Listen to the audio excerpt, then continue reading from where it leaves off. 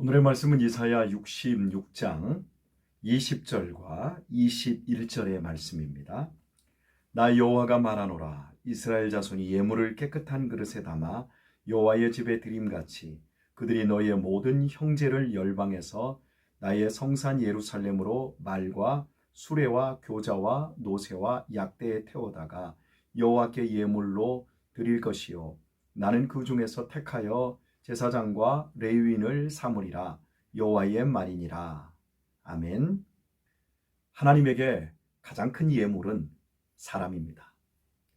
잃어버린 영혼이 하나님 앞에 돌아오는 것, 그것을 하나님께서 가장 즐겨 받으십니다.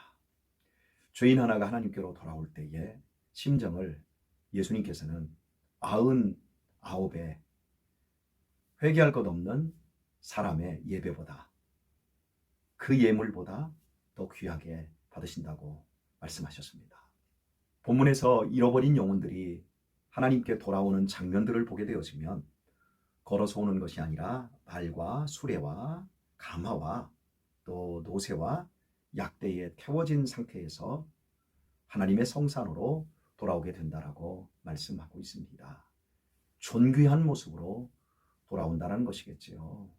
그리고 인간의 노력, 인간의 수고가 아닌 타의에 의해서 하나님께로 돌아오게 될 것이라고 얘기하고 있는 겁니다. 그렇습니다. 저와 여러분이 하나님의 자녀가 어떻게 되었습니까?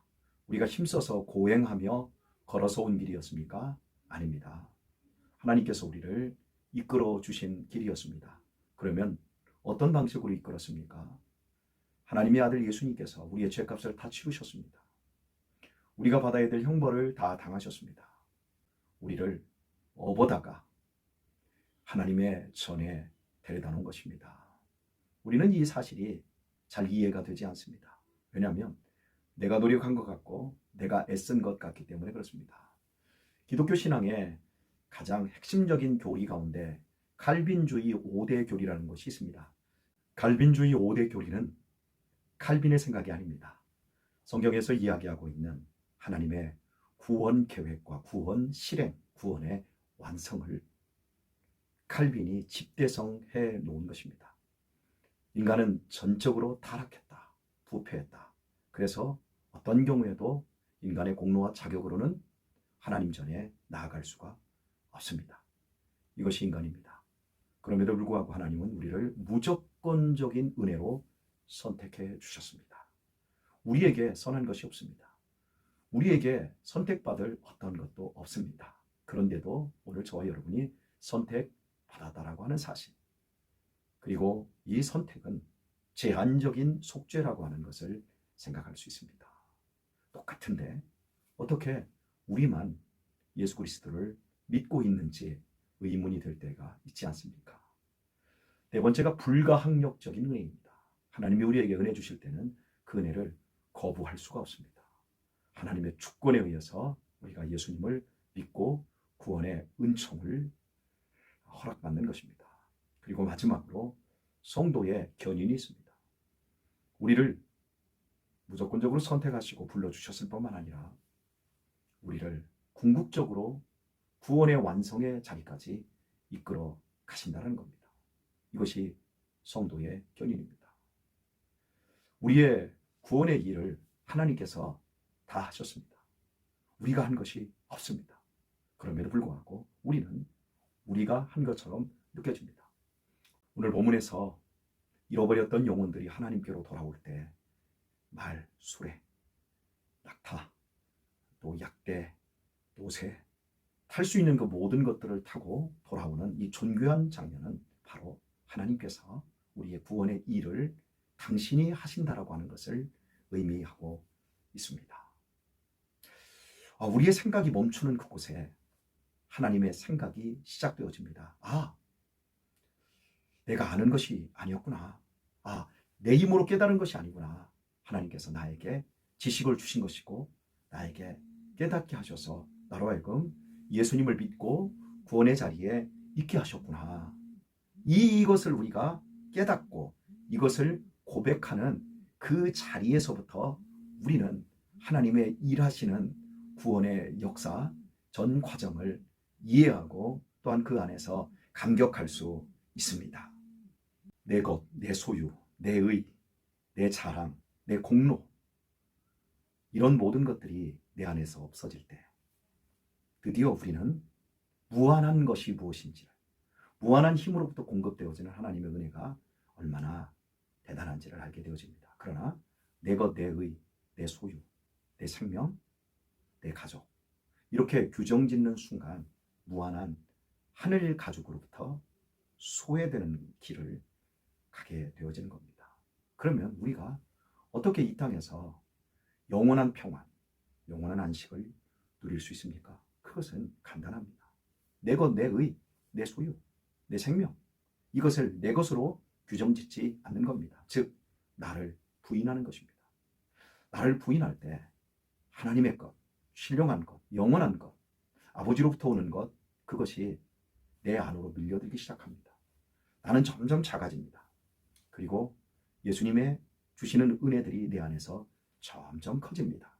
그때 우리는 드디어 오늘 본문에서 잃어버렸던 사람들 가운데 레위인, 선지자, 제사장, 이런 사람들을 삼으신다고 한 것처럼 우리의 삶이 그렇게 되어집니다.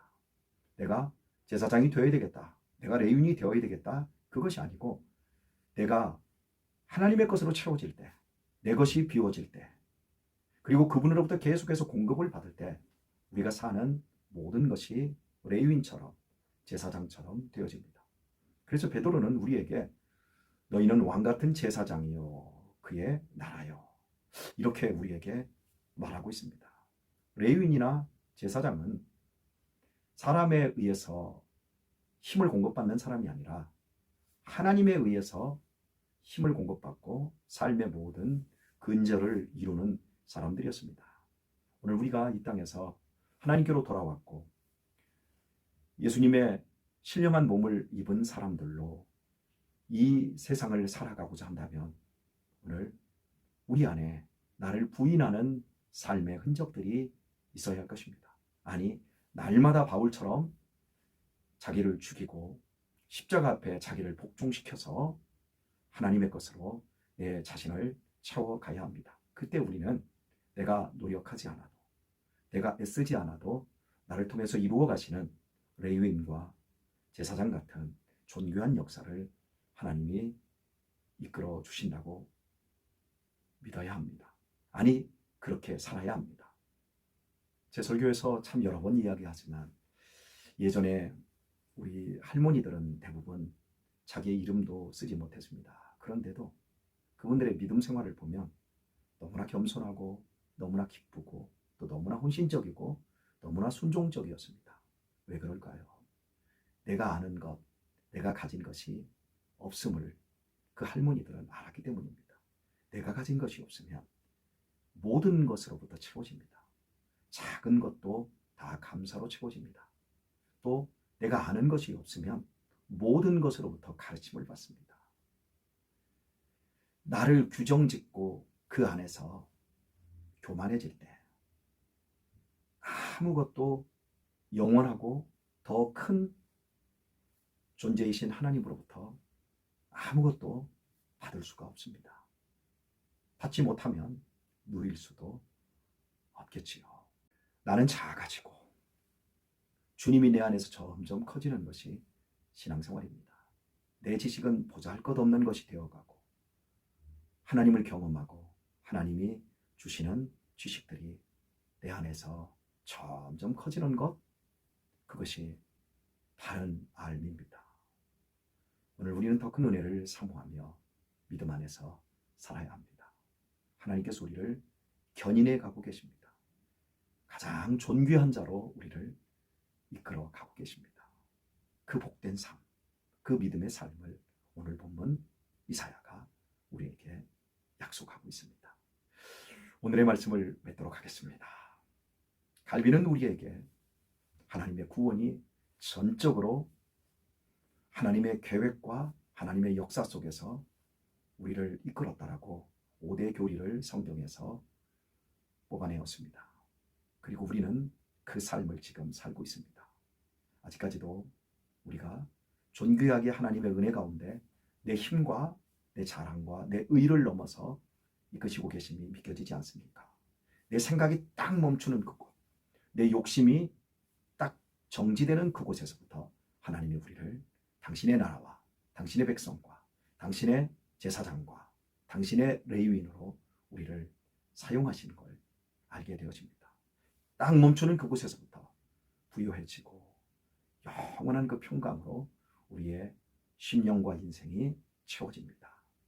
오늘 하루도 레위인으로 왕같은 제사장으로 주님께 접속되어서 주님께서 이끄시는, 주님께서 힘주시는 복된 삶을 살아가는 우리 성도님들 다 되시기를 예수님의 이름으로 축원합니다.